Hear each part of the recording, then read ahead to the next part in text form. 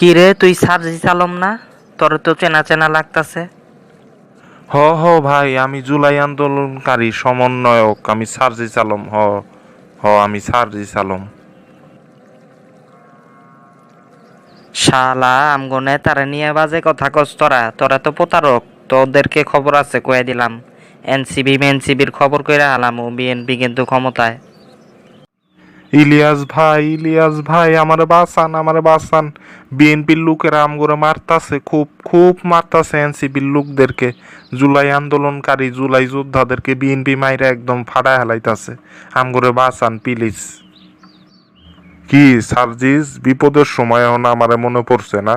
BNP তো মারবেই, তোমরা কও ফেসিবাদ হেন তেন। বিএনপি তো ভোটের সরকার, জনগণের সরকার। তে বিএনপি রে থাকতে দাও 5 বছর। 5 বছর না থাকলে রাজনীতি করতে নামছো, হ্যাঁ মায়ের তো খাইতেই হইব। রাজনীতি কি আরামের জায়গা? সময় থাকতে বলছিলাম ভালো কিছু করো, করছো তো ধান্দাবাজি, কথা তো শুনো নাই, উল্টা আমারে গালি দিছো। এখন তো রাজনীতি করতে নামলে মায়ের খাইতেই হইব, এখন কি করা? এত মায়া দেওয়ার তো কিছু নাই এখন। মায়ের খাও, খায়া দেয়া এখন। চুপচাপ থাকো, বিএনপির মতো থাকতে দাও। এখন আইসো জুলাই ব্যবসা করতে, এটা জুলাই ব্যবসা।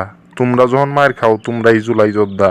হাদির বেলায় তোমরা কইছিলা, তারপর অন্য যখন সাধারণ জুলাই যোদ্ধারা মায়ের খায় তখন তোমরা রাস্তায় নামো না।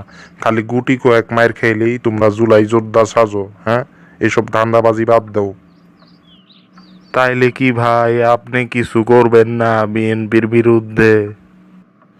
না, বিএনপি ভোটের সরকার, এটা 5 বছর থাকতেই হইব। থাকুক, এনে কিছু কোয়ার নাই।